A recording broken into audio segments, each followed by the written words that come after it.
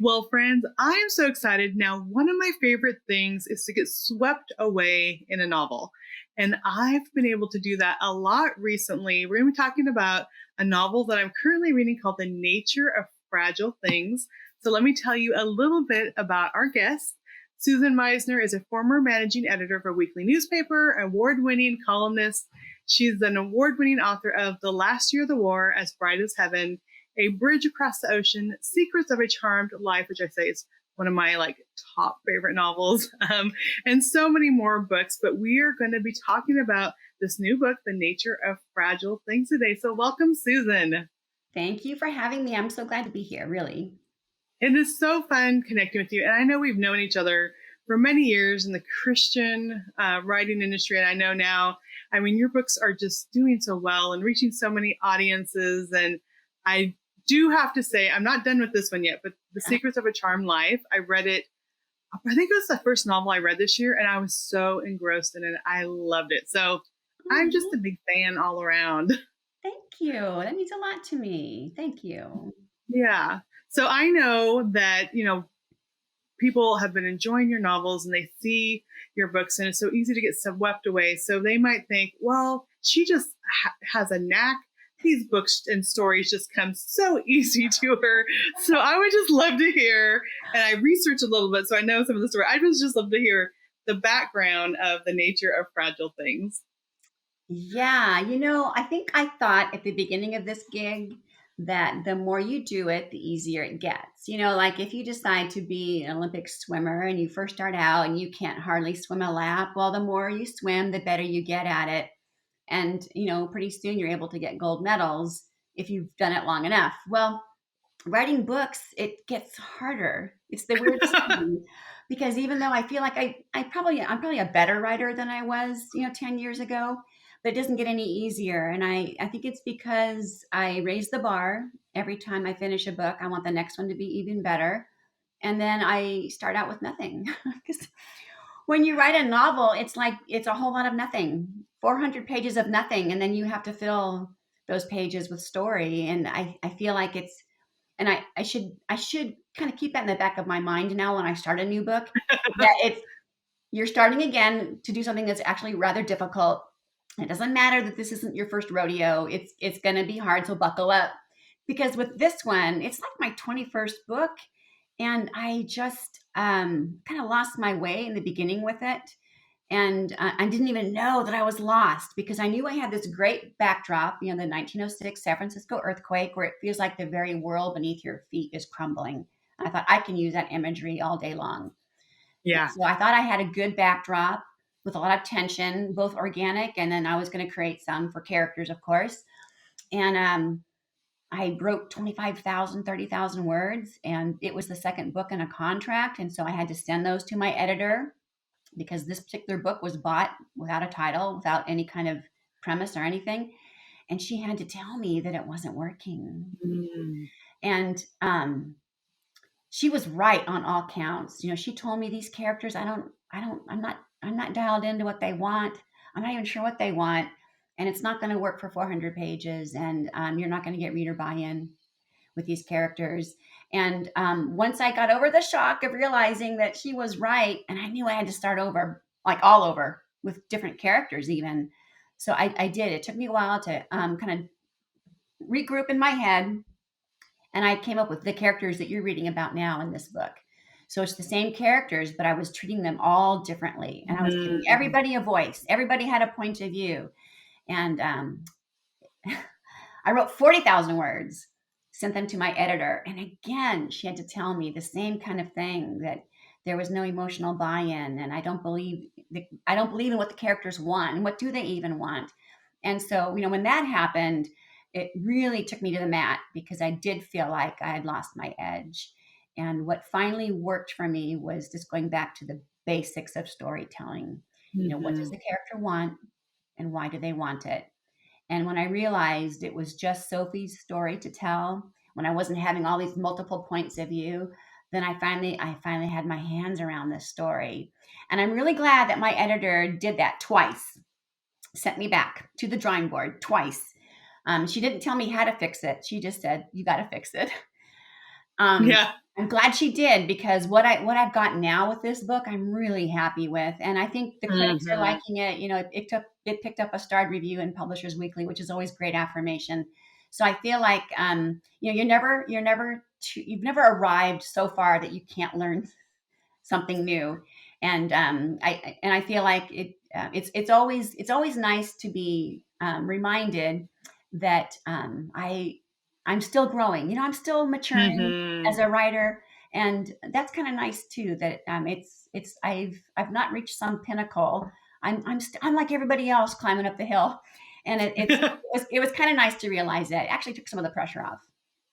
That is so good. And because now I love Sophie. Like her voice is very clear. Her desires and longings. And I know there's some mystery in there, even like at the beginning, like, what does she mean by that? Yeah. Or wait, it's like unfolding. So even though you feel like you know her immediately, as the chapters go, I think I'm on chapter 7 or 8, as the chapters go on, I'm like, wait, what did she mean by that? Or what's going on with her too? And then you think of, so the premises, and I'll just share no more than what is on like in the book, is that she's a mail order bride coming from New York to San Francisco to marry a widower. They marry immediately, and she's there to care for his 5-year-old daughter, Kat, which my daughter-in-law is Kat. It was just Oh, so fun. But so immediately you think, oh my goodness, this is perfect. Like she's found the perfect situation, and how lucky she is. And then the more you read, you're like, wait, something's off. And then pretty soon she starts saying, wait, something's going on here. And so I think immediately she's such a heartwarming character. So you just fall in love with Sophie immediately, like within the first couple of pages. So you're just rooting from her. I am rooting for her from the beginning. And then when Kat comes into the picture, then you're like, wait, what's going on? So I would say I'm glad your editor did that twice, because now yes. I'm totally invested in these characters.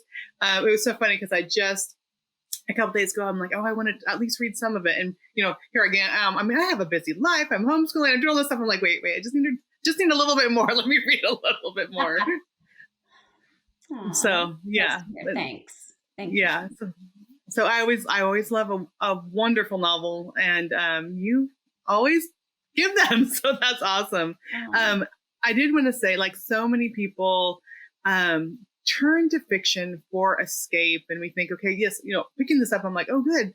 I don't know much about the earthquake in San Francisco, so we do educate ourselves. We do want that escape, but I find so many times there's this truth that comes in, and I mean, that's really a good novel. Like the theme is this deeper sense of either friendship or compassion or longing or sacrifice that you walk away with in the end of the book. And I would just love to hear, as you're writing the novels, I mean, are those things that are there immediately, or do those themes evolve as you're in the process of writing the book? I think it's kind of a combination of both, actually, Mm-hmm. because when I first start out to write a book, I'm kind of an outliner by nature. I don't know everything that's going to happen, but I have like a general idea. And so I like to tell people that I outline by the seat of my pants, because it does tend to, the outline that I'm thinking of will evolve too as I'm writing. And I think I started out to show with Sophie using this backdrop of this earthquake that and the title kind of bears this out, that the nature of something fragile is if you drop it, it will break. A Mm-hmm. fragile thing is not strong. A fragile thing can't bear up against tension and oppression. It will shatter. But not everything that looks fragile actually is. And Mm-hmm. women at the turn of the century were seen as fragile creatures with not a lot of agency. You couldn't even own your own bank account. So there are a lot of things that made women seem fragile, but I don't think they ever really were. And I think that was just kind of a misconception brought on by the culture, that women were fragile creatures, because all throughout history they've done some amazing things. And even with this particular situation with Sophie, she does marry this man, mail order bride style, because she wanted out of New York for a lot of reasons, not all of which she shares with the reader at first. And at first, everything seems like it's okay, right? Things seem okay, but It things seems aren't always perfect. as they I mean, they seem. seem like wonderful. Yeah. Yeah, but she can tell from the get go that he's a little different. Mhm. This man that Yeah. she's Yeah. married, Yeah. he's not mean or abusive, but there's something up with him and something off. Yeah. And then she dismisses it because she has everything else. So we'll just all those misgivings, I will set those aside because I have everything else I want. And she can't have children. She knows she can't. And so to have this little girl to love when she thought she would be nobody's mother, it's enough until the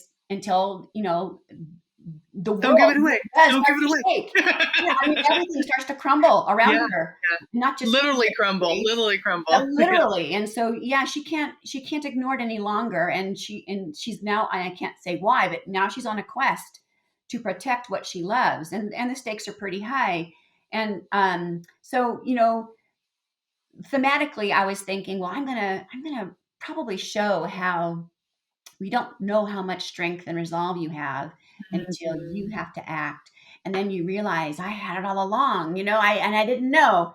And the idea that people aren't as fragile, especially women, aren't as fragile as they seem. So those were thematically things I was working with, but others came to the surface as I was writing this. This idea of female solidarity, like she meets other people along the way that are going to help her and support her, and she's going to do the same for them. So this idea that we do need each other, that was Right. important to me.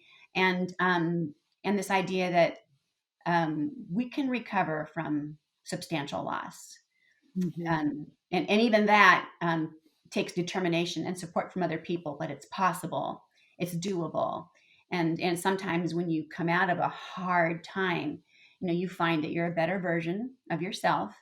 And that's one good thing about a hard time, is that it often strengthens you in ways that you wouldn't have gained any other way.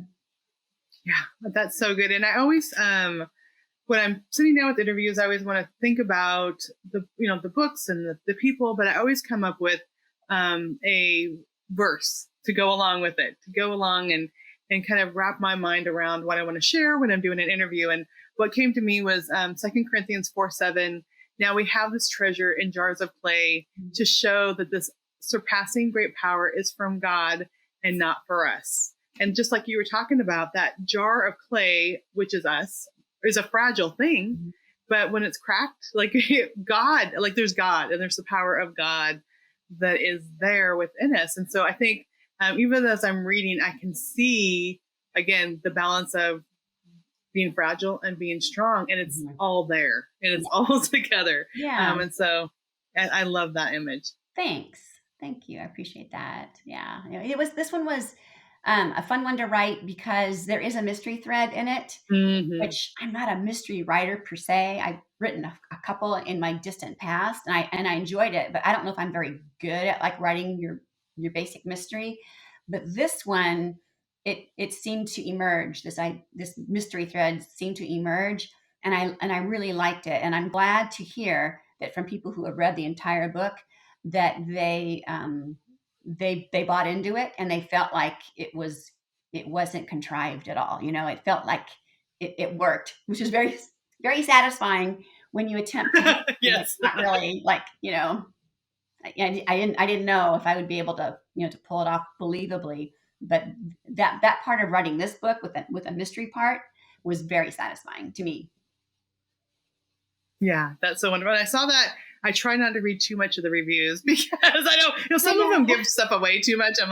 But I'm like, I did see that people say they did love the mystery element to it, which is, I love mysteries. So I love even Agatha Christie, and Yeah. I love historical fiction. So I think I'm just going to be satisfied, which I've always been satisfied when I pick up one of your books. So it's not too big of an issue. I do want to talk more about the San Francisco earthquake, because I was looking, this is a good book when I all of a sudden I'm on Google looking up photos of the Mm. earthquake. Yeah, right. It is like, you've kind of heard of it, but I haven't. This is the first novel I've read about it, and just seeing the photos and the Mhm. devastation. And what made you decide that that's what you wanted to have for the backdrop or the setting of this book?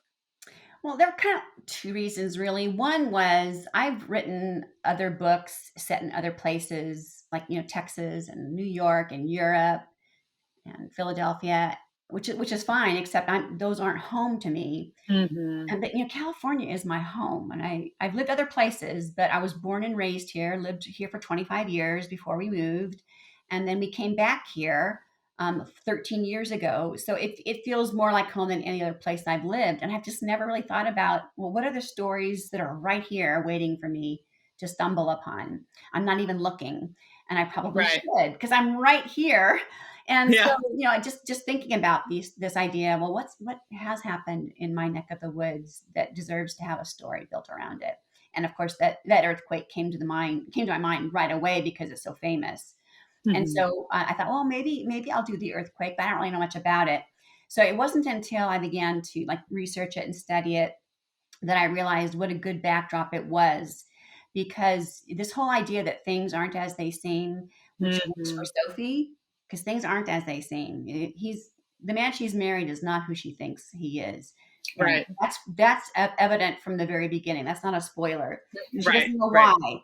And so this idea that things aren't as they seem was the same for San Francisco. I have a picture. I don't know if I have Mhm. it in my little stack here, but I have a picture of San Francisco taken the day before the earthquake, and it's kind of a panoramic of the city. And you would never know that. Here it is. This is San Francisco the day before the earthquake. Everything looks fine, And it right? looks beautiful and fine. Yes. Everything looks fine. Everything is not fine, but they don't know it because things aren't as they seem. You can't predict an Mhm. earthquake. Even now, we can't predict an earthquake, and so nobody knows that the next day the city is going to be pretty much leveled. It's going to look like this. In 3 days, Mm. it's going to look like this. And With nothing, just complete. I mean, yes, complete. You go from streets and buildings yes. and neighborhoods to It's nothing. it's a city swept away.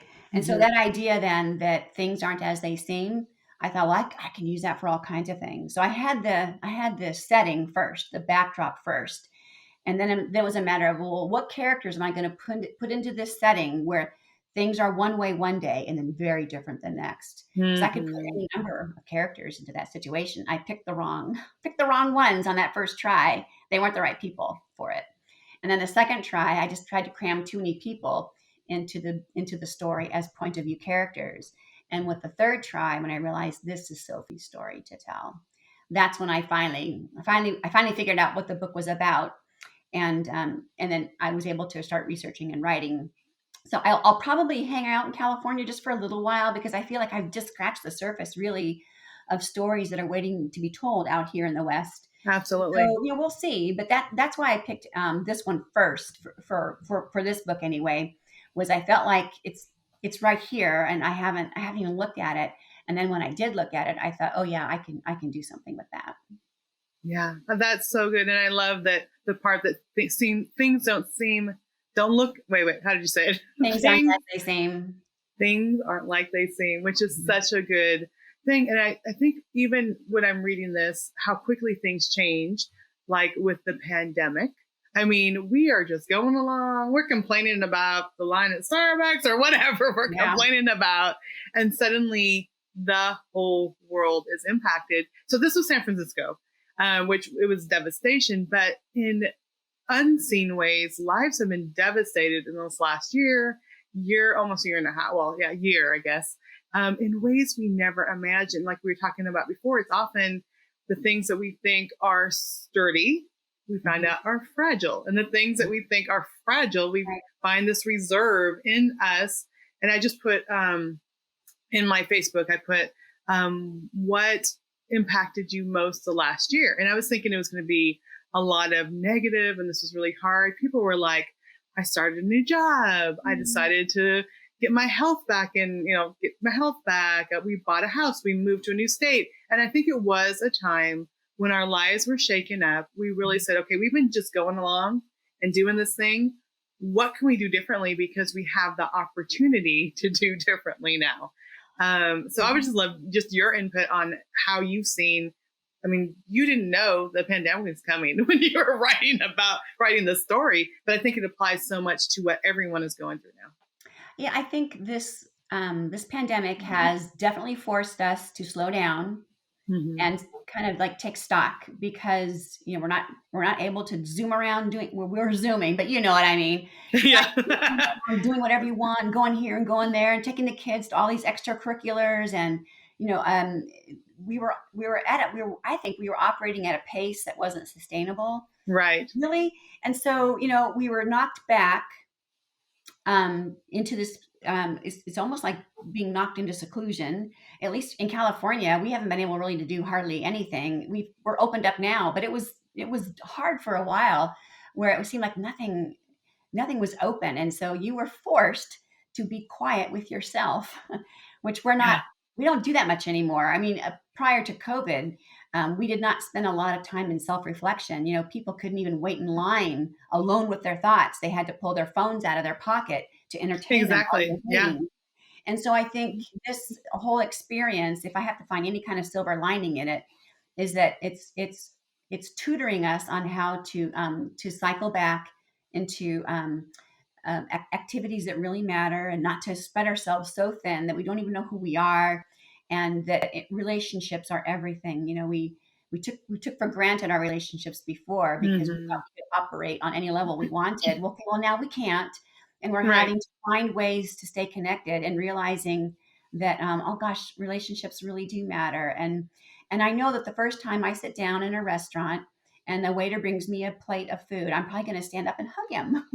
You know, You can't hug him. You can't hug okay, no him. more hugs, no more hugs. Okay, maybe a super good high five, because There you go. Yeah. I have not sat down in a restaurant indoors in a year. You know, we can eat Mm, outdoors here, but not the way we were used to. And so I think certain things that we took for granted that yeah, have to do with absolutely. relationships, I think they're going to have renewed meaning, which that's a good thing, I think. And this idea that we've learned what really matters to us, Hmm.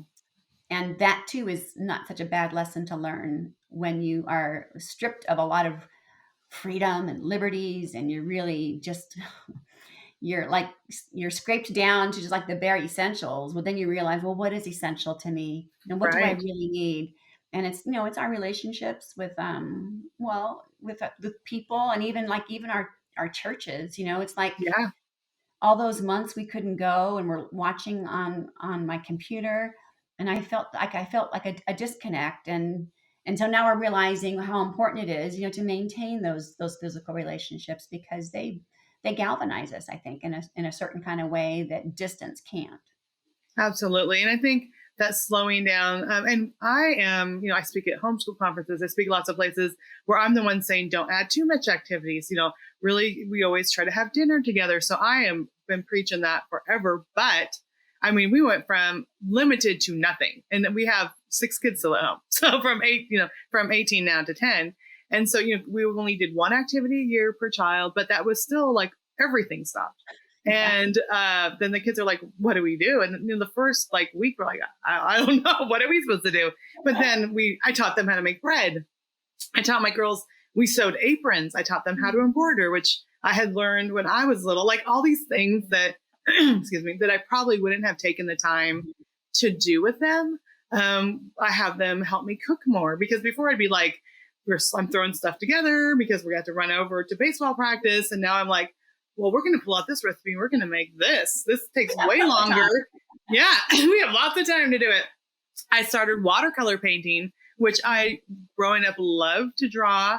But I had never taken the time all these years, like someday, when the kids are out of the house, I'll take a painting class.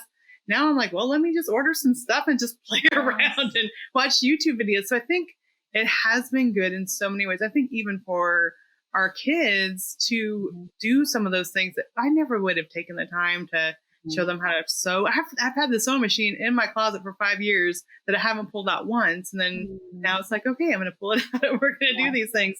So, and I think going back to your story, when our foundations are shaken, we do start to see this is what matters. Like family matters. My son, his wife has a lot of health problems, and so we've had to be super careful. We haven't had a lot of family gatherings, but when they come over, we're like making sure everyone's healthy. But then, like when they're actually here, it's just like the best time. I'm like, I'm so thankful you're here. I'm making all this food, but it's like it really makes you cherish the people in your lives and understand, like you said, what really matters: our faith and our friends and our family. And I think it's been hard getting shaken up, but I think it's been good. And I know, so much as I know, I cannot wait to get more into the book. As soon as we're off, I'm going to be reading another chapter, but I think it's going to be, I think this journey is one, even as we're going through the characters, that we're all going to be able to relate in our own lives in a different way,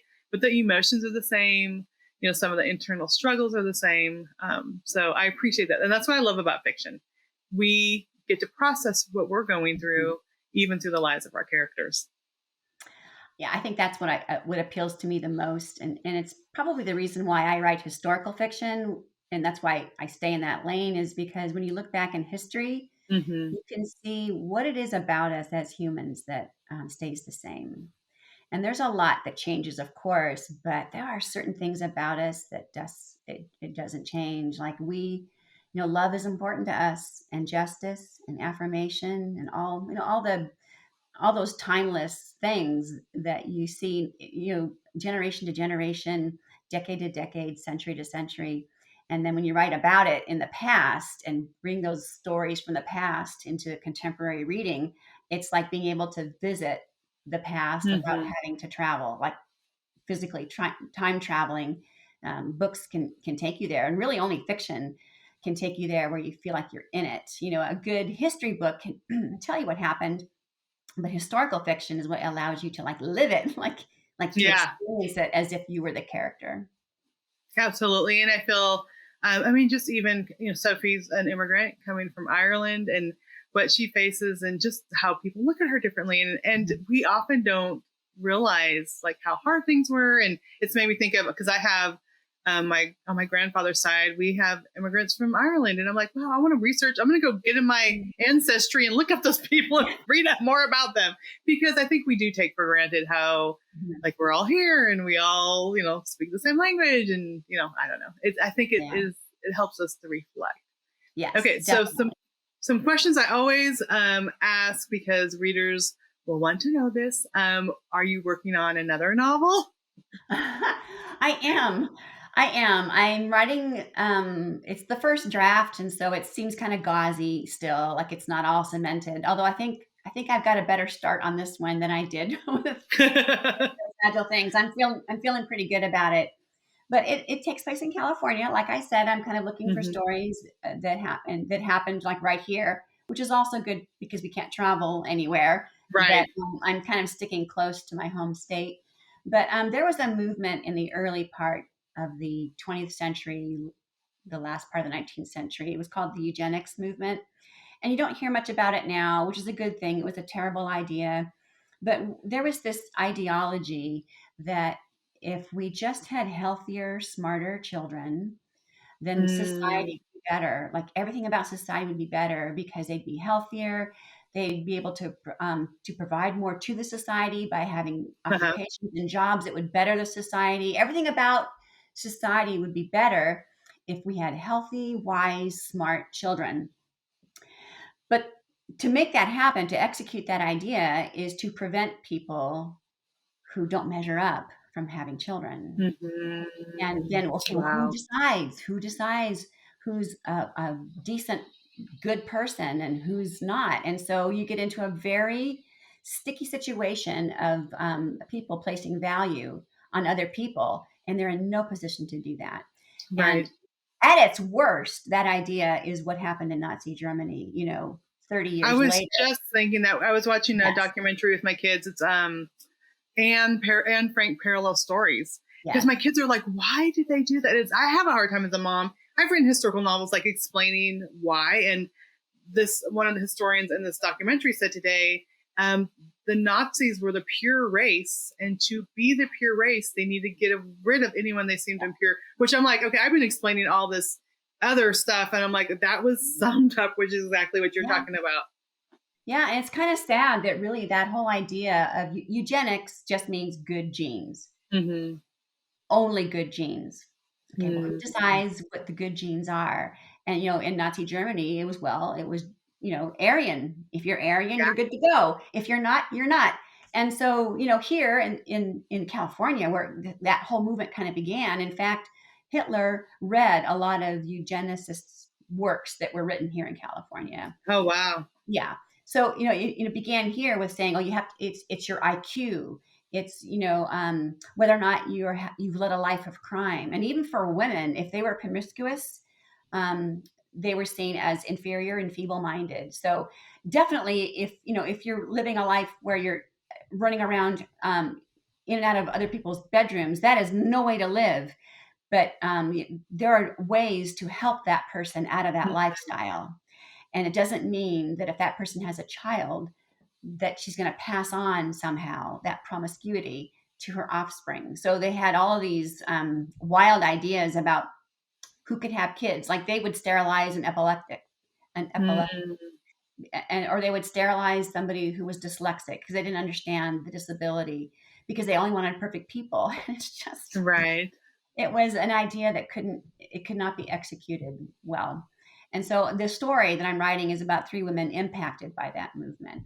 And so it's three generations of women impacted by that movement. So, and I'm writing a story that I hope is, um, I can't change the past. A lot of people Right. were a lot were harmed by this movement. But I just want to imagine a family or a series of people where I'm able to create some happiness out of it. And so that's my goal, is to somehow. And I think I found a way to have to be true to history, but also out of it make something happy happen to this family impacted by that movement. Yeah, and I think that's important. I mean, I've been doing a lot of research and virtual tours in Europe, which is so fun. But they always I always love to hear the stories of those who had faith or who rescued the Jews or who did Mhm. these. We could always find the people that are doing good, being kind, standing up to evil. And I think those are the stories, like even when there's all this hard stuff, we look for the light. And like, I think that's what Yeah. you're saying. Like we got to Yes. find the light, and hard stuff happens, but there is Yes. light and there is hope, and God can show up in completely unexpected ways. I Right. did a true story of a man who was on a kinder transport. So he's put on a train in Czechoslovakia and I'm taken to Scotland, and he lived there during the war, then found out afterwards his whole family had been killed. But I wrote his true story. He's the most, and he passed away not too long ago, but so I'm so glad I got to write his story. But he talks about the people that helped him and the women that raised him and those who took him to church and Sunday school, and he became a missionary. And he has children that live in Colorado, and he's like, I can see God's hand, even though there's all the hard things. I could see God's hand in my life, and Oh, just how He brought these people into my life. And so, even during the hard stuff, like you're saying, even during the hard stuff, there is hope and there's light and mhm. there's goodness in people. There's that we Mhm. can look for. And I love that Yes. you're not tackling easy subjects, but I think it's I important know. subjects. I think what happens is I come across a historical event like this Mhm. one, and I don't want anyone to forget the lessons we learned from Yeah, that movement, because if, like they say, if you don't remember history, you're going to repeat it. And this is a mistake that ought not to be repeated. So in some ways, when I come across an event that I'm going to write about, when I know it's a hard one, I'm thinking to myself, well, this is one way of not forgetting, that part absolutely. of our history, because we really should remember it so that we don't repeat it. Yeah, I'm fascinated now. I cannot wait. Oh my, I know I'm gonna have to wait because you're still writing it. Yeah, I got a little bit of work to do on that one. Little bit of work. I know. People always like it's so funny when I hear someone say like, "I read your book in 4 hours." I'm like, When's the next one? "Yes." And then what's the next one? I'm like, "Well, you're gonna have to wait." Wow.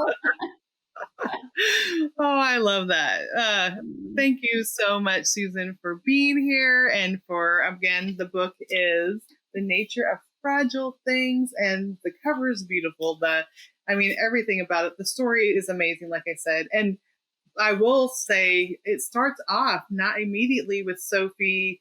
It starts off with an interview conducted by a U.S. Marshal. So Yeah. that I think that's where the mystery, like immediately, you're like, wait a minute, what's going on? So Yeah, I knew I could begin the book in any number of ways. And with this one, I begin, the first few bits are Sophie in a police mhm, interview because her husband is missing. And it's yeah, a transcript. And so you begin the story 7 months after the quake, knowing that her husband's missing.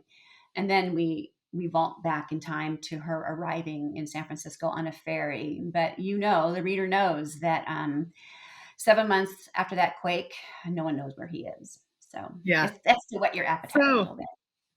oh, absolutely. It's like, wait, what's going on? Well, good job. Thanks. Well, thank Thank you for you. being here. And again, thank you for writing another amazing book that we can all enjoy. And why don't you just share like where people can go for more information about you and all your books?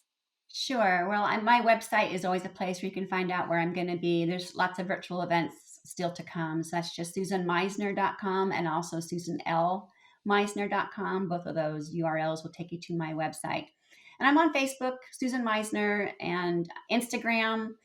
I couldn't get Susan Meissner because someone already took it. So I'm Suze Meissner on Instagram. So it's SOOZ, which is my nickname. Suze Yep. Meissner is my Instagram handle. And I'm on Twitter as Susan Meissner. So all of those places are places where you can find me. And I'm on Clubhouse now. I do a little book talk every Thursday at 10 Pacific with some other writer friends of mine. So if you're on the Clubhouse app, I am on there too. And my handle there is Susan Meissner. Awesome. So I have an Android phone. I'm like totally feeling left out of this Clubhouse thing. I think in time, I think it'll be for everybody. Yeah, right now it is only for Apple, but I bet you in time that will change. I think so. Well, thank you, friend, so much for being here. This was fun. It was so good to see you again. It's almost like being with you in person, almost. I know. We're going to have to make that happen soon. Thank you.